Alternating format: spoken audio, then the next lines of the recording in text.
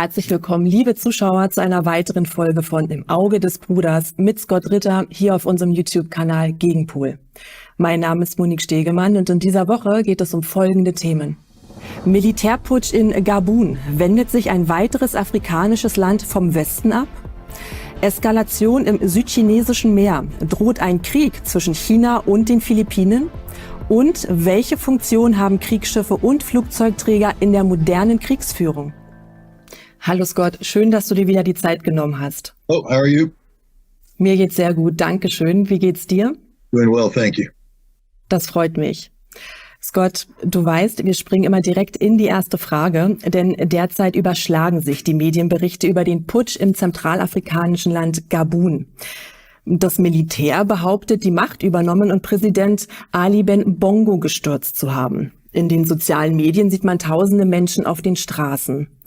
Was geht da vor sich? Erleben wir hier ein ähnliches Szenario wie zuvor in Mali, Burkina Faso und Niger? Und wie wird der Westen darauf reagieren? Speziell die ehemalige Kolonialmacht Frankreich, die dort noch eine Militärpräsenz unterhält. I think what we're witnessing in Gabon is a continued manifestation of a process of decolonialization in Africa, especially in regards to France. You know, France had extensive colonial interests in Africa. And even when, in the aftermath of the Second World War, France shed its colonies, it didn't really shed the colonies. It just redefined them in a post-colonial reality that that many call neo-colonialism. It's basically, in France, they called it France Afrique. Pardon my French if I didn't say that correct, but the notion was that France would continue to dominate its former colonial territories in Africa by controlling the political, economic, social, and military aspects of that country, up to and including controlling the currency that the countries use. In the case of Gabon, it has been a strategic part of France's overall strategic posture since gaining its independence. Gabon was a source of uranium that made the French independent nuclear force possible. It allowed France to develop a nuclear capability independent of the United States.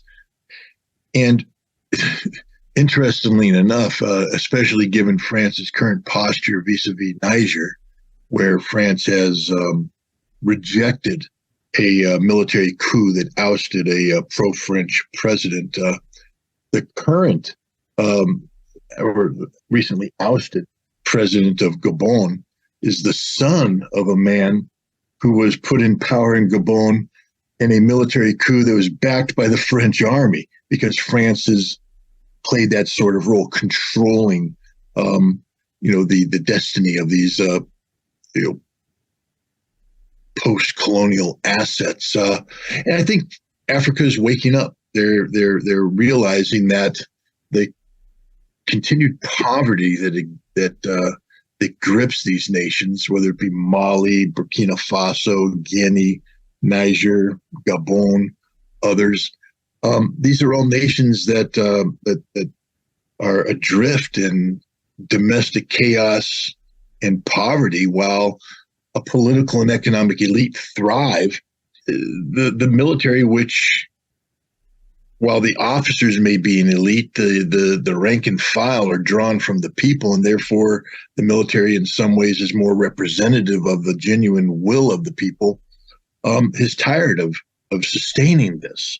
And this is why we see successive military coups occurring to oust pro-French political elites, and Gabon is the most recent example of this. This is something that is a existential threat to France. France has extensive economic ties to Africa, and the rapid disintegration of these ties will reverberate into the French economy, and that will have political reverberations because many of the French political elite have gained their wealth because of the continued exploitation of Africa. So there will be consequences. France cannot be expected just to go quietly into that night, but France is not a superpower. While France has limited military capacity in Gabon, it's not sustainable military capacity, meaning that if Gabon, the junta in Gabon decided to forcefully evict France, there's literally nothing France could do unless the United States was willing to come to its assistance. And I don't see the United States lining up to support the post-colonial policies of France in Africa. We see this in Niger, where France has taken a very militant stance against the military junta there, refusing, for example, to withdraw an ambassador, despite the fact that the junta said the ambassador must leave. The United States has not weighed in on this, nor has the United States weighed in on the potential of military intervention by pro-French African forces that are being constituted as we speak under the umbrella of ECOWAS, the economic cooperation of West African states. I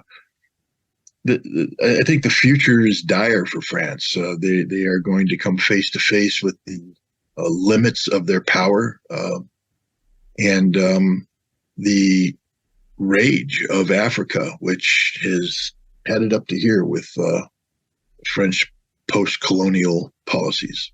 Wir haben es ja bereits angesprochen, erst Mali, Burkina Faso, dann Niger und nun Gabun. Warum erleben wir derzeit eine Reihe von Militärputschen in Afrika? Siehst du einen Zusammenhang etwa mit dem Ukraine-Krieg oder dem Aufstieg der BRICS? I mean, on the surface, the causal effects of these coups, the breakup of Afrique, is derived from the history of Afrique, independent of BRICS, independent of Ukraine. It's the consequences of bad policy, stretched out over decades. But nothing happens in a vacuum, and so the disintegration of confidence in Africa toward France has been accelerated, I believe, by a global trend towards multipolarity that emphasizes the sovereignty of the nation over continued adherence to a singularity. The African model of being subordinated to the French singularity is in many ways paralleled by the global model, where the United States has insisted on global adherence to the rules-based international order that the United States imposed on the world following the end of the Second World War. And the rejection of these models of singularity by much of the world, parallel. So I do see parallel development of the former French colonies rejecting the French singularity with the rest of the world rejecting the American singularity, and they're linked by the BRICS process. BRICS is a economic form that emphasizes multipolarity, emphasizes the equality of nations.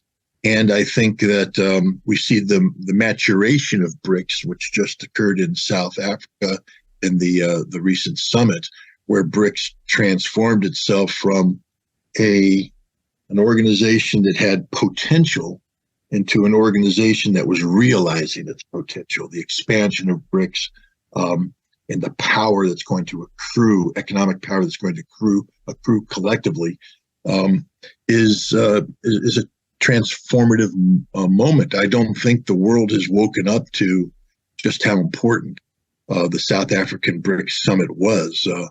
Literally pre-summit, the United States could make a claim that it was and continued to be the world's most influential economic power.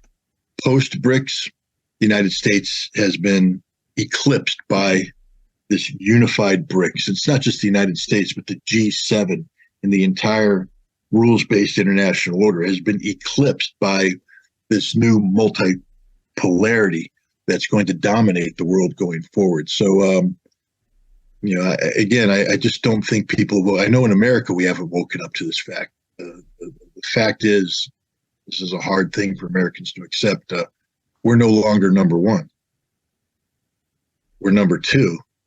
And what's number one is a Chinese-led BRICS that's acting in concert against the policies of the United States that promote American hegemony over global unity. Erwartest du, dass diese Länder, in denen es in den letzten Jahren zu Militärputschen gekommen ist, wie Mali, Burkina Faso, Niger und jetzt Gabun, eine andere politische Struktur in Afrika bilden werden? Werden sie den Einfluss Afrikas auf globaler Ebene verstärken? Well, I think Africa as a continent is on a trajectory towards greatness. The speed to which Africa is able to achieve this greatness, however, is influenced by a lot of factors. For instance, in West Africa, where we see Mali, Niger, Burkina Faso, Guinea, breaking free of the chains of French neocolonialism, and Gabon, the same thing. These are poverty-stricken nations that have great potential in terms of normalizing their economies if they're able to gain control of their resources and have them developed in a responsible manner. But you can't do that if you're gripped by war. And there's the real possibility of a regional war in West Africa, of military intervention in Gabon as France resists this transformation that's taking place. And a war will set the region back by decades. And I think, unfortunately, this is France's or Africa's fate going forward, because it never really shook off the chains of European colonialization. Europe continues to steal a line from Rudyard Kipling to bear the white man's burden. It's a very racist approach, a very Eurocentric approach that only Europe can decide the fate of Africa. It's an approach that's been embraced by the United States, which similarly believes that it knows better than Africa about the fate of Africa.